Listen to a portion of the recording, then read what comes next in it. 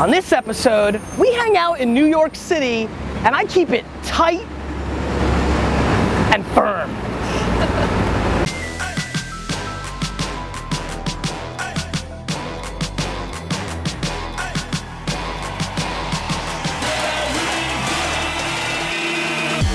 You ask questions, and I answer them. This is the Ask Gary V Show. Hey everybody, this is Gary VaynerChuck, and this is episode 127 of the Ask Gary V Show. Beautiful day here in New York City, kind of a little muggy, humid. India, you like it? Really excited about doing the show. Got to shoot out to Oklahoma City to go give a speech and do some consulting for a client of mine. I know everybody who lives in Oklahoma City is gonna be like, hey Gary, no, I'm flying in, I'm flying out, I'm sorry. But hopefully I'll see you in the streets, little high five action. We are in the streets of New York City, the rugged Upper East Side, and I'm excited, India. So India, let's get into the show. Good job, not bad. Little false start, but you got in there, good job. All right, let's do it. Josh asks, what is the number one thing that keeps good leaders from becoming great? The number one thing that keeps good leaders from becoming great, very good question, maybe a great question from Josh. I think there's a couple things. I think money. I think money is a funny way to hamper a leader. They're driven by that. I think that emotional skill sets, to be great at something, you have to over-index. You just have to. You have to be able to be great at it. I mean, you can be a good basketball player, you can be a great basketball player, and a lot of that has to do with DNA. And so I think a lot of natural leadership skills, for me, the reason I aspire to be a great leader is I truly focus on one variable, and I want everybody to hear this, and it's a very sneaky pillar of my life success, which is when I think about you, India, or you, D-Rock, or anybody that I jam with in my world, startups, companies when I go to Oklahoma City, the client, I'm trying to provide 51% of the value.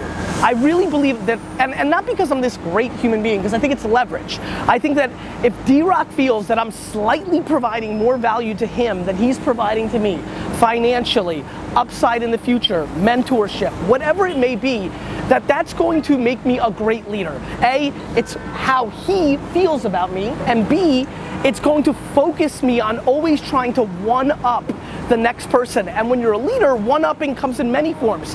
I'm gonna continue to show you angles that you haven't seen about yourself, right? I'm going to continue to challenge you, financially compensate you, give you opportunities, bring you to things, one-upping, trying to provide more value to the other person. And I think that I think a lot of great leaders are, a lot of good leaders are 80-20 for themselves. I think extremely good leaders are 50-50. I think great leaders start to go to the 51-49 direction. Cindy asks, what are your thoughts about the subscription box business model? Trend, change in behavior, sustainable long term? Cindy, I think it's a great question. I'm very bullish on it. I mean, I don't know if you know that you're talking to the person that wrote one of the first 2 checks into Birchbox, angel investor in BarkBox. In my own fund, VaynerRSC, we incubated only 3 companies, Brave, an incredible company, Resi, an incredible company, and our third incredible company is FaithBox. I really believe in it. I don't know if it's a change in behavior. Remember there was like you guys are young, old timers, remember there was like a Columbia House music subscription thing? Like, subscription models have existed forever. What's that pear company? David and Harry and David's, like basket of the month, like wine of the month clubs. I came from it. It's not a change. I think that it's always been something that we as consumers want, which is I'll pay one time, just have it show up.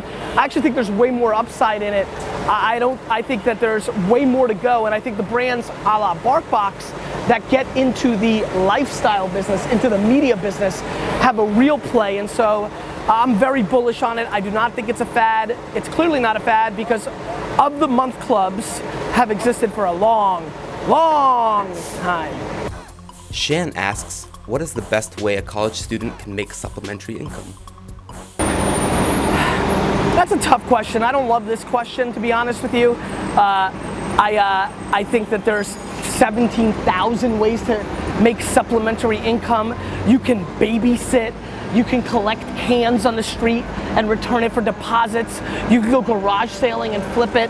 You can go to all the freelance sites in the world and do your thing if you can design or video. You can become an Uber driver. You can mow fucking lawns. Like what kind of question is that, India? I think the answer to that question is the way you make supplemental income is to put in work. I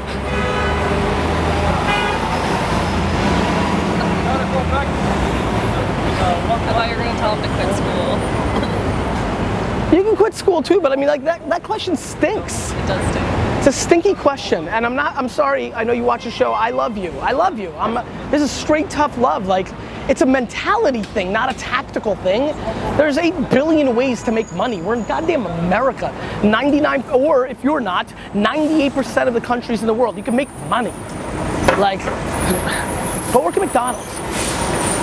All right, from Perth Champagne Club, what are your goals for Champagne Club? Perth Champagne Club. Oh, that's interesting. I wore like a champagne kind of thing. Yeah, all right. What are the goals? Perth Champagne Club asks, what are your goals for VaynerMedia? Is there an end game? There is an end game. I want to build the greatest marketing company of all time, right? And I want to build the greatest marketing company of all time that is an evergreen business for me that I can deploy all my future activities around. AKA, when I own the New York Jets, VaynerMedia will be the marketing company that redesigns the logo, that does the marketing plan to take more of the New York market share from the Giants back to the Jets, to sell tickets while everybody's living in a virtual reality world and feel like they're playing it. Why would they go to the stadium? Yeah, I want to build it. And it was one of the great, I think it will end up being one of the great pillars of my business career, the decision 4 years ago, really 6 years ago, but really 4 years ago, to build an agency that scales my skill set, to build infrastructure around me, to then enhance all my future. Take one step backwards, because that's what VaynerMedia was. To build a client service business that was taking away from all my other behavior. One step backwards for 2 steps forward, D-Rock, you're too slow.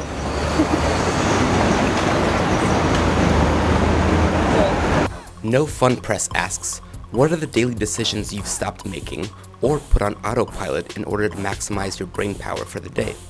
That's a great question. Thank you, India and No Fun Press. I'm gonna blow your faces off. Almost all of them.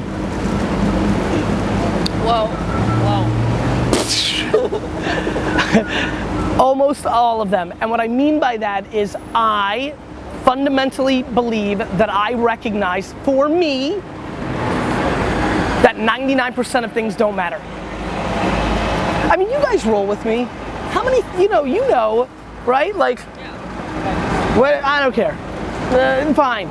Like, think about the lack of micromanaging I do, the lack of like being weird of like this, that, you know, like literally the only micromanaging I ever did was like when I would make Zach like, you know, Photoshop out my double chin during the fat years. I mean, like, you know, like I really believe that most things don't matter. And so what I do is I, you know, put people in positions to succeed. I recognize, look, I do believe that most people that do things for me or with me, especially if they're tasks that I can do, don't do them as well as I do. I'm like every other person with ego and skills and all that. The problem is, I recognize I can't do them all. You know, it's about how you look at them. D-Rock and I had an interesting conversation the other day on a different subject, but it was like, you can look at this or you can look at this, right? Yep. And that's how I look at it. I could do all these 29 things at an 11, or I can outsource that and let all of them be 8s and 7s and 6s and 5s, because they don't mean that much. And I can focus on whatever's left for me and do it at a 37 and so, or an 11, just to make the analogy proper. So I think most things don't matter. I go with my intuition to focus on what I should be doing.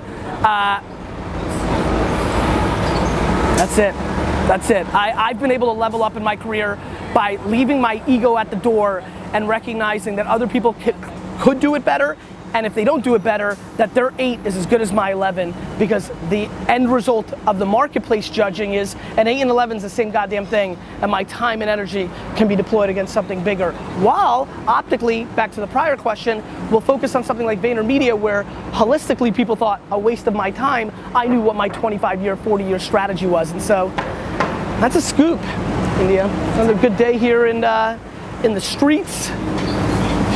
It's good to see the core team in place. Me, India, and D-Rock. All those other characters. They can come and go. Question of the day. What is your favorite thing about New York City? You keep asking questions, I'll keep answering them. Podcast alert. Outside of New York City, decided to give you a little extra podcast love, and here we go. How do you think you'd fare in a zombie? Sorry.